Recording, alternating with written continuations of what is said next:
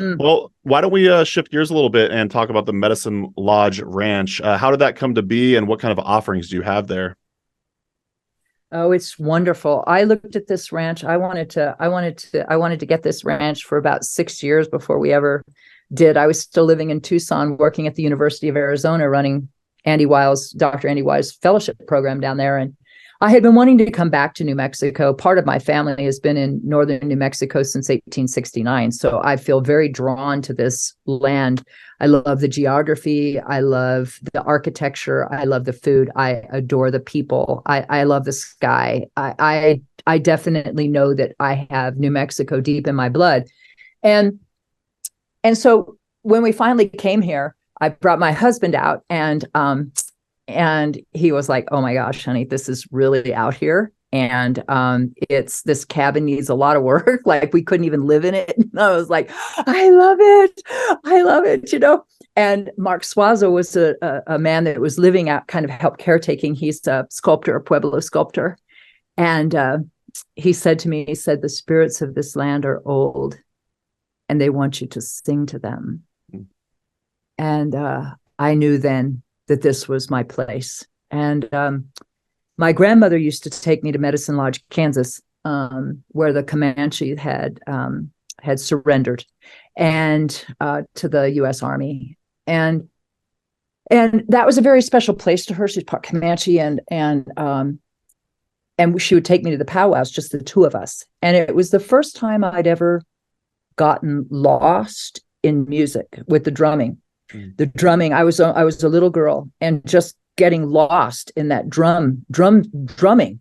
And we were going home, and she's driving a pickup, smoking her cigarette. And that was my grandma, just as cool as could be. And she said, "Baby," she said, "when you were born, you were set on a path, and people call that your medicine road." And she said, "You have to remember that everything you do in your life, everything, from the way you move in the world, the way you treat other people, the way you talk to yourself, the way you eat, everything is your medicine." And, I think she planted the seed for what later would become for me integrative medicine, that I believe that many people already had that sort of rooted, grounded way of thinking about the way you live your life. So when we moved here, it didn't have a name, and we didn't even have an address. You can't get mail out here, by the way. There is Oh, no wow. mail delivery out here. And I said, I'd like to call it Medicine Lodge for my grandmother. And Jim loved it. My husband loved it. We have a couple hundred acres out here. And, this last week we had 10 bears, Wow. 10 bears wandering, and a few swimming in the pond. And we have elk and mule deer and mountain lion. Ali is our female mountain lion. We knew her mother, Naja. I think she's long deceased. We're very connected to land here. We're very connected to the earth. I have 112 medicinal or edible plants on this land here that we caretake for. And we offer classes in the summer. People can come out here, and we have a variety of them. Some of them are more class, doctors come, and I can give them the science and quote the evidence, and that, which is important. But also take them out in the forest and give them teas to drink and sort of open them to that.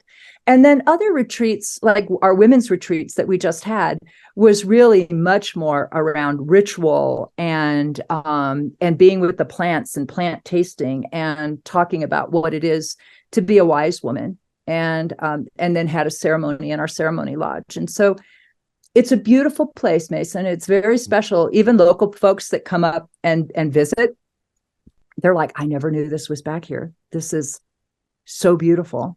We have 9 springs on the land. So that's why we have so much wildlife, because we're a dry desert mountain. I live at 7,600 feet. Wow. So I'm a mile and a half up. So we have all 4 seasons, including pretty good snowfall. But we have the springs that naturally occur on this land, so it attracts the wildlife. And my husband had to do thinning of this land, because parts of it were so overgrown, it hadn't burned. And even then, we were thoughtful. Only in the wintertime, and not during the summer, because of bark beetle. Don't want to injure the plants in the summer. Don't take junipers down, leave most of the oak, because our bears need the juniper berries, they need the acorns for feeding their young and for the females to become pregnant. So everything we've done here, we've tried to be tree shepherds or land shepherds, knowing that one day this land will be someone else's and someone else's after that we're only here for a brief time and that nothing really lasts forever. That's true. But I love it here, and it is my home. Hard to get me away from here. I bet. Well, that's the miracle of Zoom, I guess. If someone were interested, they could go to medicinelodgeranch.com. Also, would one fly into Santa Fe? Is that where they would? You can go into Albuquerque, or you can go Albuquerque. into Santa Fe. Albuquerque has more flights. Santa Fe, we have two gates in our little Santa Fe airport. It's like a lot of people come in there like, I've never been to an airport like this. And I'm like, we love our little Santa Fe airport. Albuquerque just has Southwest and more flights there. But we're only, Santa Fe is only about an hour away from Albuquerque, and we're about 50 minutes from Santa Fe. So we're, it is worth the drive when people get here, and we feed you well.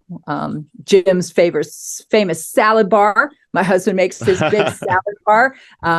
We grow a lot of our own vegetables and fruits out here too. So we have a pretty robust garden, but it's a lot to keep up because there's just us. So. Well, dear listener, I highly encourage you to look at the offerings at medicinelodgeranch.com. I have made that drive from Albuquerque, I want to say, to Cloudcroft. I don't know how similar that is, but what a beautiful, magnificent part of the country. Yeah. Cloudcroft is further down south. We're up north, but I've been to Cloudcroft and Ruidoso many, many, many times, and I love it down there too. New Mexico is the land of enchantment. That's what our state sort of motto, our slogan is, and it is enchanting. It is enchanting. There's a reason Georgia O'Keeffe up in Abiquiu, like this was her place she wanted to be. 51% of the people here are Hispanic or indigenous. We have Zuni and Pueblo and Apache and Navajo, and Zuni.